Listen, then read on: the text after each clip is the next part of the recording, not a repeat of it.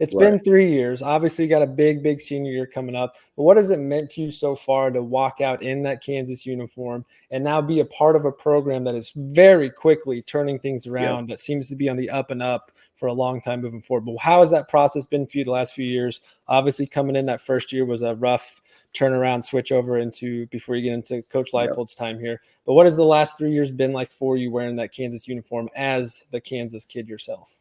Yeah. I mean, it's almost like kind of watching different cycles of how this thing's kind of transpired. And, you know, like you said, it struggled the first year. It was kind of just building confidence. You know, you saw the back half of the season, and then, you know, we knew we had potential then. We always knew we had the talent. It was about putting stuff together.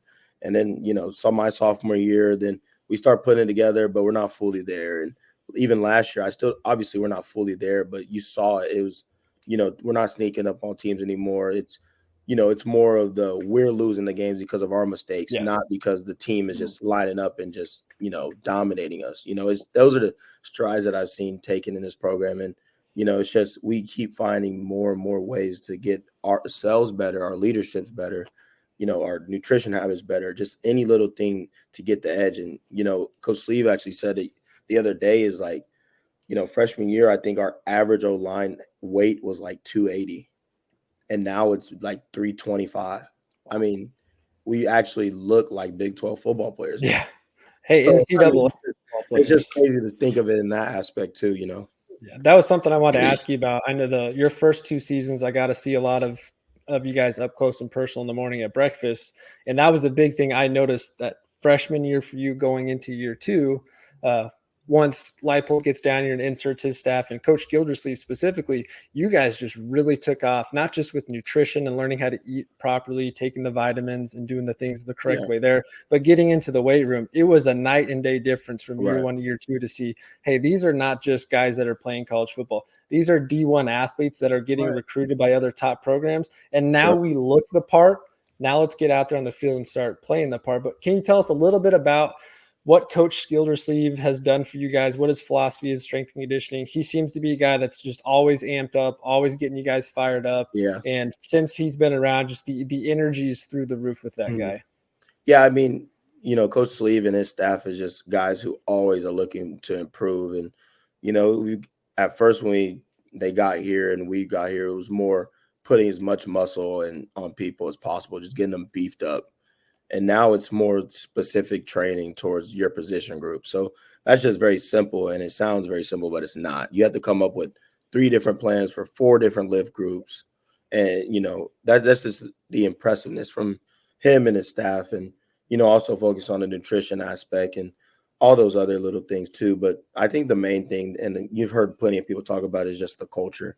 I mean, it really starts with him. It starts with Coach Leipold, but they pass it down on to us as leaders, and then us leaders pass it down to the rest of the team.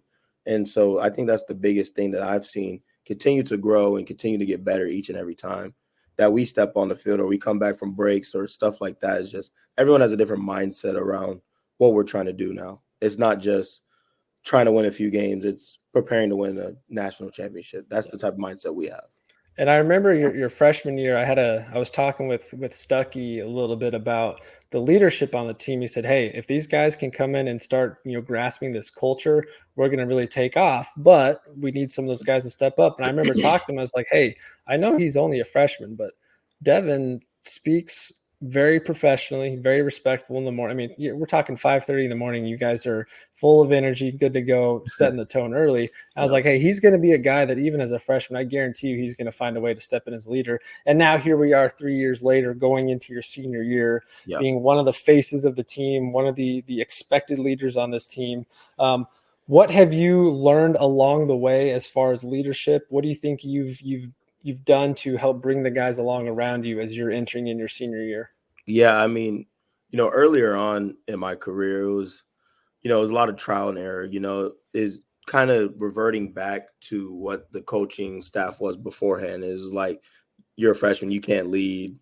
And so I would get a lot of negative connotations towards that aspect. And, you know, I kind of got disappointed with that. And so I stopped trying as much. But Coach Sleeve has always been in my corner. Is like, you got to keep going.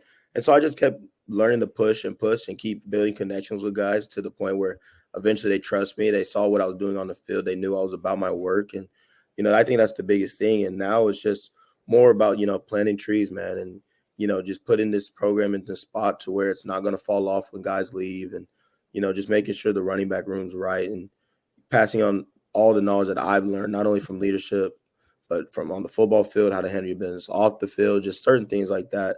I think those are really valuable lessons. And I didn't necessarily have that. I didn't have a guy to look up to in the running back room when I was younger. So I kind of want to be that for guys like Harry Stewart, Johnny Thompson, and, therefore, whoever comes in the summer on visits, anything, just passing on information, man.